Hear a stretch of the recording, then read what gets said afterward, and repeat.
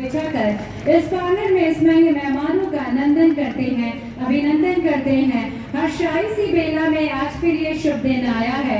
हर्षाई सी बेला में आज फिर ये शुभ दिन आया है। मन में उमंग और यह चेहरा मुस्काया है। आपको पाकर हम सबके बीच है मान्यवर कठोपनिषद की भावनी की दिव्य आलोक में मांगलिक रूपाली बासंती में पधारे मान्य मुख्य अतिथि मुख्यमंत्री का सानिध्य का साक्षी का सुभाशीष का अतिथि देवो भव के श्रृंखला में हमारे बीच निवेदन है। जॉर्ज संस्थान के अध्यक्ष रावत नरेंद्र सिंह जी शक्तावत, उपाध्यक्ष शक्ति सिंह जी मोरली, मुख्यमंत्री मुख्य अतिथि के रूप में राजस्थान सरकार का माल्यार्पण उपरना शॉल प्रतीक चिन्ह भेंट कराकर नंदन अभिनंदन करावे। पौराणिक महत्व पुण्य सलिल गंगा की तरह पवित्र कुंभ मेलों के पावन माघ मास का स्मृति चिन्ह भेंट कर रहे हैं जॉर्ज संस्थान के पदाधिकारी। साथ ही माल्यार्पण उपरना शॉल से निवेदन है कि आपका नंदन अभिनंदन करावे। संस्थान के पदाधिकारियों से निवेदन है कि आप माननीय मुख्य अतिथि मुख्यमंत्री का उपरना धारण करवाकर माल्यार्पण करवाकर शॉल धारण करवाकर नंदन अभिनंदन करावें। साथ ही निवेदन है पदाधिकारियों से माननीय गौतम जी दत्त सहकारिता मंत्री राजस्थान सरकार का भी आप माल्यार्पण।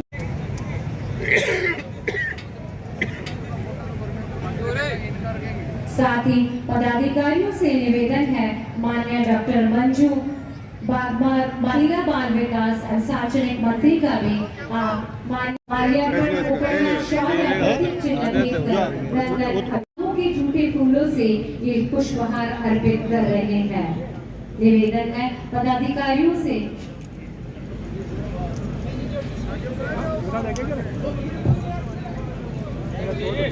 हो रहा है।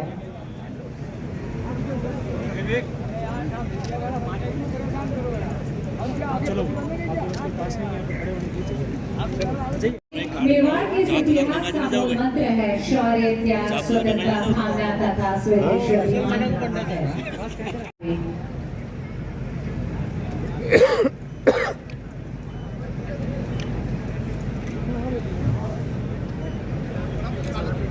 चित्तौड़ के योद्धाओं में एक लगन थी, उत्साह था और देश प्रेम की भावना थी। संस्थान चित्तौड़गढ़ अभिनंदन उद्बोधन की निवेदना है रावत नरेंद्र सिंह जी शक्तावत, अध्यक्ष जॉर्ज स्मृति संस्थान चित्तौड़गढ़। वो समय हृदय से गहराई से स्वागत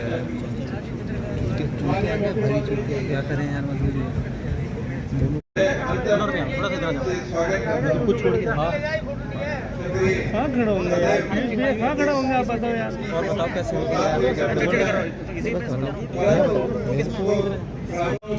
ऐसे जागरूक मन में आपकी सरकार के संगठन की मेहरबानी नहीं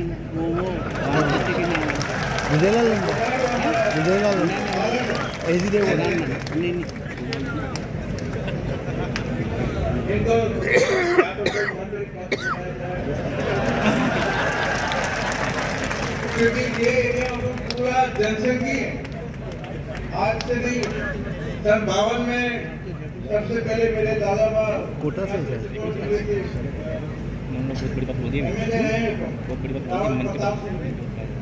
और उसके बाद जितने भी हुए कांग्रेस की जो हवाएं चली बहुत, इंदिरा गांधी के टाइम पे 71 में उस टाइम में भी महाराणा भगवत सिंह जी ने 3 सांसद खड़े किए थे, तीनों के तीनों हमारा तो आग्रह यही है कि हमारा जो है लोकप्रिय और जो जुझारू बालक है उसको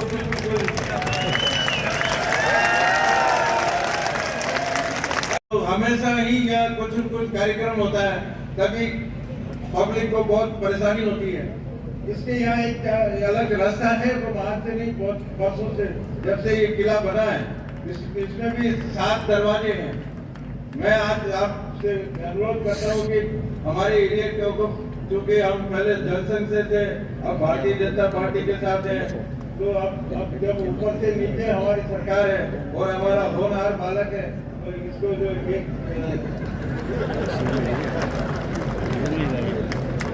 एक क्वेश्चन हमारा मान है कि हमारे जो जोर ज्योति जो जवान ज्योति जो अपने दिल्ली में है, ऐसी या जोर ज्योति जवान ज्योति के दर्द में और जोर ज्योति बनाई जाए ताकि क्या कि लोग जब भी याद आए, क्योंकि इतिहास को याद करते हैं तब जुट होते हैं में है और पूर्ण रूप से सत्कीर्तन है।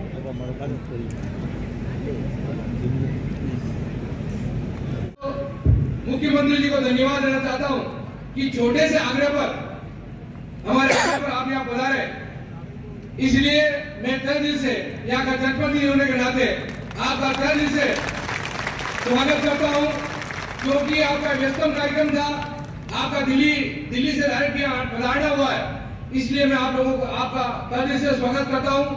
आपने हम लोगों को बजट में खूब दिया है, पर यहाँ की काफी और भी मांगे हैं, ये मांग करने का जगह नहीं है, पर यहाँ सबसे बड़े किले की या पीछे वाला सूरजपुर वाला गेट खुल जाए तो हम लोगों के लिए किला एशिया का नंबर 1 किला है और हम सब लोगों के लिए अच्छी हो जाएगी। माननीय कलेक्टर साहब ने हमारे मंत्री जी गजेंद्र सिंह जी बना थे, यहाँ सर्वे भी करवाई और यहाँ काफी कुछ देखा है, तो आप एक बार मन से भरवा देंगे तो ये हमारा दरवाजा खुल जाएगा और पीछे वाला गेट चालू हो जाएगा, क्योंकि आज हमारे ऊपर आने में काफी परेशानी आई है और नीचे से 6-7 किलोमीटर सब लोग पैदल बजा रहे हैं और 11 बजे से आपका वेट कर रहे हैं, इसलिए आपके मुख आने से ये आप घोषणा करेंगे। और हमारी रिवर फ्रंट की चित्तौड़ की 2 नदियां हैं, चित्तौड़ के शहर के बीचों बीच निकलती है, रिवर फ्रंट की हमारी बहुत बड़ी मांग है, इस रिवर फ्रंट को भी आप हमारी मांग मानेंगे, क्योंकि आपने कहा चंद्रबान में अगले बजट में दूंगा, इसलिए आज आप मुखरानी से अगर आप घोषणा हो जाएगी तो बहुत बड़ी मांग होगी। और जोर समृद्धि संस्थान के लिए यहाँ हर जोर मेले के लिए 5 लाख रुपए मिलते हैं, तो वो भी हमारे यहाँ 10 लाख रुपए हो जाए इस मेले के लिए, और खिलाड़ियों के लिए भी 3 लाख की ऐसे मिलता है, वो पैसा भी हमारा डबल हो जाए, वो घोषणा आप लोगों से यहाँ हो। और जितने भी यहाँ जनप्रतिनिधि बता रहे हैं उन जनप्रतिनिधि को मैं दिल से स्वागत करता हूँ। काफी जनप्रतिनिधि सामने बैठे विराजे, उनका भी मैं धन्यवाद देना चाहता हूँ। आप सब लोग बुला इस कार्यक्रम में चार लगे, कार्यक्रम की शोभा बढ़ाई, इसलिए मैं स्वागत करता हूँ। और सीएम साहब को बाहर में पधारना है, क्योंकि वह महिला सम्मेलन बहुत बड़ा कार्यक्रम है, इसलिए माननीय सीएम साहब बोलेंगे और मुझे 2 मिनट का समय भी दिया, इसलिए मैं जोर समृद्धि संस्थान का आभारी हूँ। और आप लोगों ने वास्तव में मेरे पे खूब आशीर्वाद रखा, ऐसे आशीर्वाद बना हुए। धन्यवाद। जय हिंद, जय भारत। पुराने माफिक श्री एकलिंगजी गादीरा दिमाग पद पे आसीन कराई ने मारो राज तिलक इसी फतेह प्रकाश महल में हुआ। महाराणा सांगा के संबंध में दिए गए अनर्गल बयान की हम कड़ी निंदा करते हैं, भर्त्सना करते हैं। उन्हें संसद से बर्खास्त करें, हाथ खड़ा करके निंदा प्रस्ताव पारित करें, उनकी सदस्यता बर्खास्त हो। प्रस्ताव पारित हो रहा है। चित्तौड़ दुर्ग के समस्त ओजस्वी खंडहरों, स्मारकों, देवालयों, जलाशयों का एक सूक्ष्म एवं प्रभावी चित्र के तरीके की लोकप्रिय निर्वाचन में हुआ है। वेदना मिट जाती चित्तौड़ के नाम से, वेदना मिट जाती चित्तौड़ के नाम जिंदा है। आज में इस दुनिया के सर्वोत्तम किला जो अपने आप में स्वाभिमान के लिए देश ने दुनिया में जाना जाता है, मैं आज इस किले पे खड़ा हूँ। निश्चित रूप से मैं नमन करता हूँ, अभिनंदन करता हूँ और इसको प्रणाम करता हूँ उन सभी को जिन्होंने अपनी महत्वपूर्ण भूमिका निभाई है। चित्तौड़गढ़ का कोई ये साधारण स्थान नहीं है, ये शक्ति और भक्ति, त्याग और तपस्या की तपोभूमि है। ये वो धरती है जहाँ कर में वीरता की गाथाएं समाई हुई है। पत्थर पत्थर में इतिहास बसता है और कंकर में बलिदान की प्रचंड आग धधकती है। यहाँ की मिट्टी को उन वीर योद्धाओं और वीरांगनाओं ने अपने रक्त से सींचा है, जिन्होंने स्वतंत्रता, धर्म और आत्मसम्मान के लिए अपना सर्वस्व न्यौछावर कर दिया है। यह वो पवित्र भूमि है जहाँ क्षत्रिय वीर मर मिटने को अपना सौभाग्य मानते हैं। वीरांगना अपने सम्मान की रक्षा के लिए धड़क की ज्वालाओं में कूद पड़ी, बिना एक पल हिचकिचाए। चित्तौड़ का यह दुर्ग राष्ट्रीय अस्मिता सनातन संस्कृति का प्रतीक है। यहाँ का दर्शन करना किसी तीर्थ यात्रा से कम नहीं है। जैसा कि कवि श्याम नारायण पांडे जी ने लिखा है, मुझे न जाना गंगा सागर, मुझे न रामेश्वर काशी, तीर्थराज चित्तौड़ देखने को मेरी आंखें प्यासी। ये जो कहावत है, ये निश्चित रूप से ये वो कहावत है जो दिल से निकली हुई कहावत है। दूसरी ओर इस देश में ऐसे अराजक तत्व हैं जो हमारे वीरों के पर उंगली उठाते हैं, लेकिन वे भूल जाते हैं कि सूर्य को कलंकित नहीं किया जा सकता।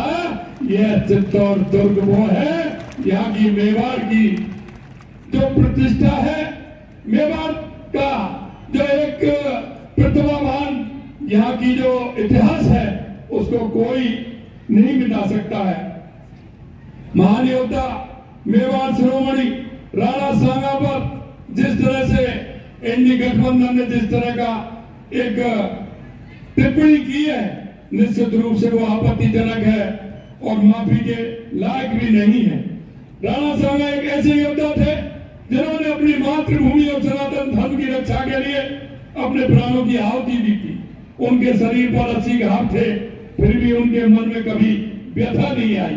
और सबसे बड़ी बात यह थी कि उन्होंने वो युद्ध किया था, और वो युद्ध वहां किया था, दुश्मन की मांग पर किया था, उनके घर में घुस करके किया था, क्योंकि वहां से आगरा और फतेहपुर सीकरी में जब उनकी सल्तनत थी, उन्होंने पानीपत के युद्ध में उनको धूल चटाई थी।